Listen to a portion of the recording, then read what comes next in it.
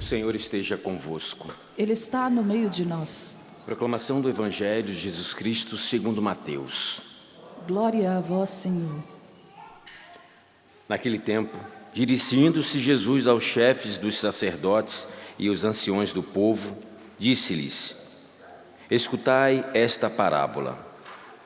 Certo proprietário plantou uma vinha, pôs uma cerca em volta, fez nela um lagar para esmagar as uvas e construiu uma torre de guarda. Depois, arrendou-a a vinhateiros e viajou para o estrangeiro. Quando chegou o tempo da colheita, o proprietário mandou seus empregados aos vinhateiros para receber seus frutos. Os vinhateiros, porém, agarraram os empregados, espancaram a um, mataram a outro e ao terceiro apedrejaram. O proprietário mandou de novo outros empregados em maior número do que os primeiros, mas eles os trataram da mesma forma. Finalmente, o proprietário enviou-lhe o seu filho, pensando: ao meu filho eles vão respeitar. Os vinhateiros, porém, ao verem o filho, disseram entre si: Este é o herdeiro. Vinde, vamos matá-lo e tomar posse de sua herança. Então, agarraram o filho, jogaram-no para fora da vinha e o mataram. Pois bem, quando o dono da vinha voltar, que fará com esses vinhateiros? Os sumos sacerdotes e os anciões do povo responderam: com certeza mandará matar de modo violento esses perversos e arrendará a vinha a outros vinhateiros, que lhe entregarão os frutos no tempo certo.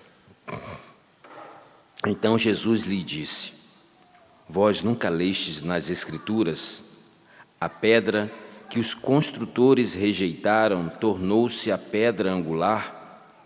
Isso foi feito pelo Senhor e é maravilhoso aos nossos olhos. Por isso, eu vos digo: o reino de Deus vos será tirado e será entregue a um povo que produzirá frutos. Os sumos sacerdotes e fariseus ouviram as palavras de Jesus e compreenderam que estavam falando deles.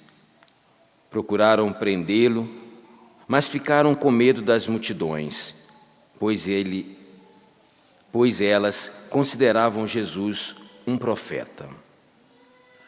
Palavra da salvação. Glória a vós, Senhor. Que as palavras do Santo Evangelho perdoem os nossos pecados. Amém. Meus queridos irmãos, nós estamos nesta sexta-feira, hoje, na segunda semana da Quaresma. Estamos nos encaminhando para a Páscoa do Senhor, para a celebração onde nós, dentro do nosso coração, já vivemos, que é a ressurreição de Deus. E essa ressurreição nós comemoramos a cada celebração eucarística, isto é, a cada Santa Missa.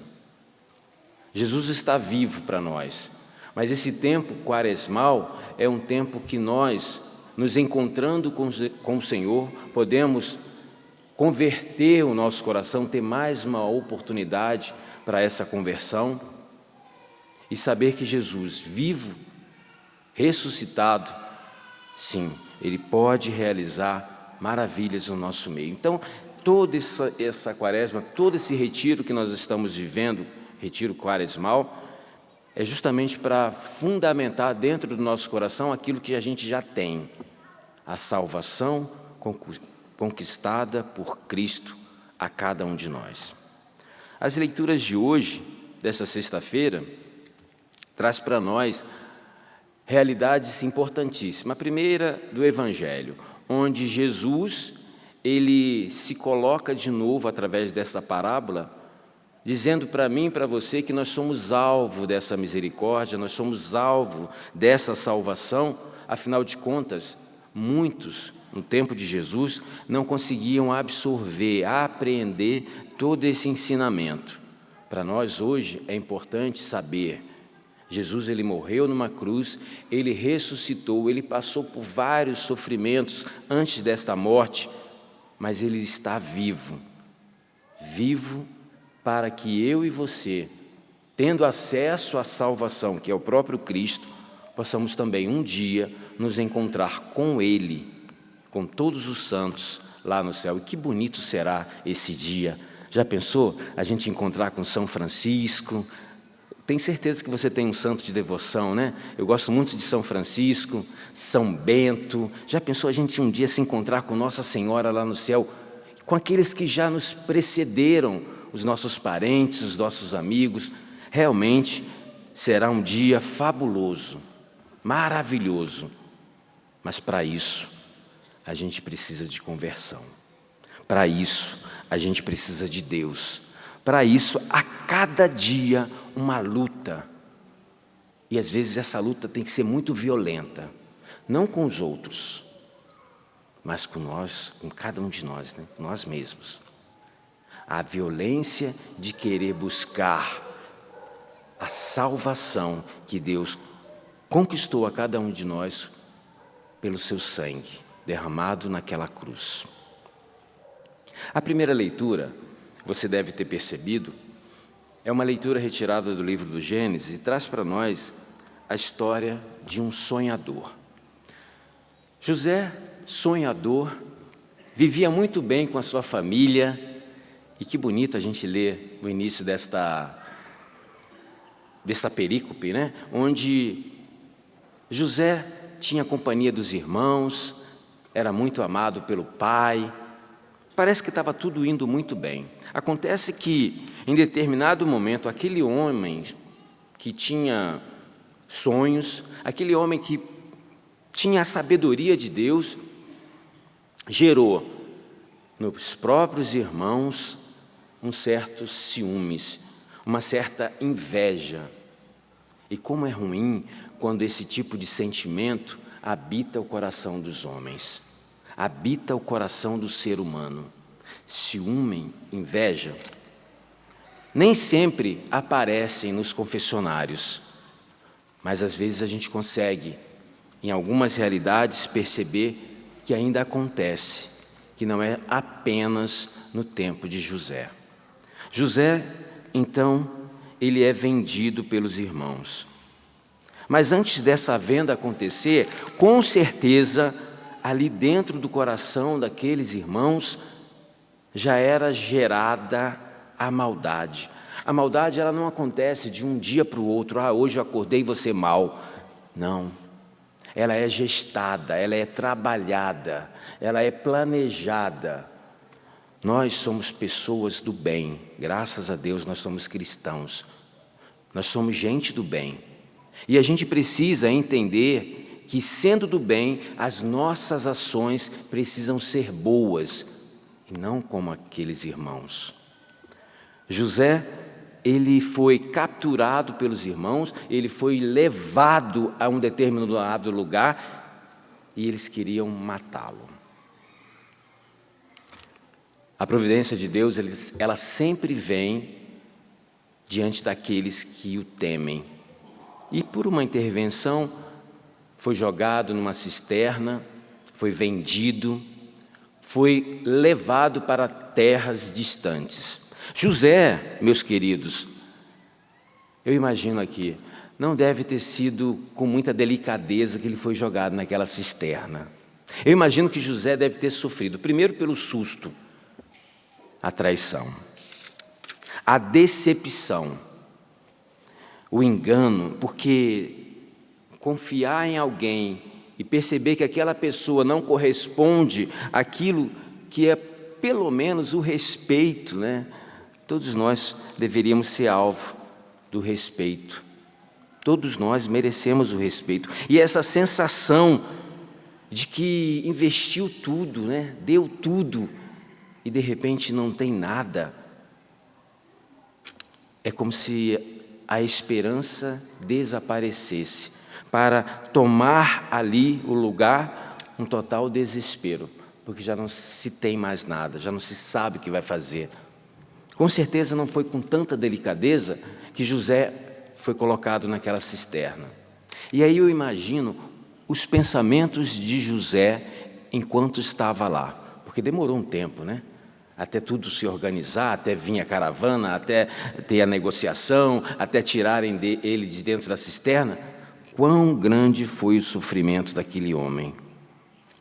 Eu imagino que quando cada um de nós, e aí também me refiro a José, é ferido na sua confiança, é desapontado naquilo que vive,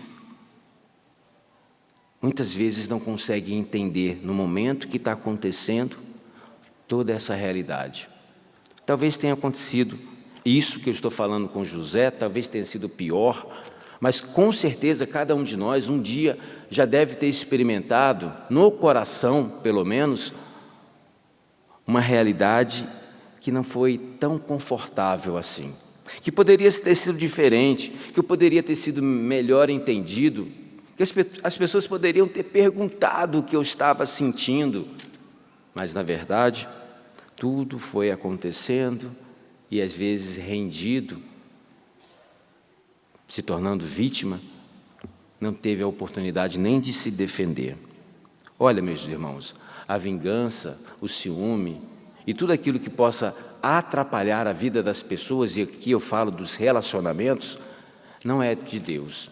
Mas o que é de Deus é que Ele pode tirar, mesmo de realidades muito difíceis, um bem. Deus pode fazer isso na nossa vida, como fez na vida de José. Ele se tornou um grande administrador, o faraó gostou da sua administração, e José tinha tudo para, ferido por dentro, ferir quem estava por fora. Ele não fez essa escolha. A escolha de José foi curar o seu coração, converter, usar desse retiro, que para nós pode se chamar quaresma, mas para ele foi o retiro da vida, para fazer tudo diferente, mesmo diante daquilo que tinha sofrido. José preferiu ser livre. A liberdade acontece quando um coração, mesmo na dor, mesmo destruído, mesmo vivendo realidades bem difíceis, pode optar em perdoar. Tenho certeza que José fez a escolha certa. Tenho certeza que Deus abençoou José. E eu tenho mais certeza ainda que Deus nunca abandonou aquele que poderia ter se vingado, mas escolheu a vida, não só para si, mas também para os seus irmãos. A leitura vai continuar, depois você pode pegar lá, mas José, com o coração agradecido a Deus, foi capaz também de se emocionar ao poder ajudar aqueles que o traíram. E olha que bonito isso, né? Ajudar quem fez o mal. A ação de Deus é fundamental na vida de quem se decide a amar. Basta se decidir, eu quero amar. A quaresma é esse tempo propício para que um novo recomeço aconteça na nossa vida. Porque nós não estamos sozinhos, nós estamos com Deus. Que Nossa Senhora, a Mãe da Esperança, nos ajude intercedendo por cada um de nós e assim escolher pelo amor, pela liberdade, pela vida, por deixar ser curado por Deus. Louvado seja nosso Senhor Jesus Cristo.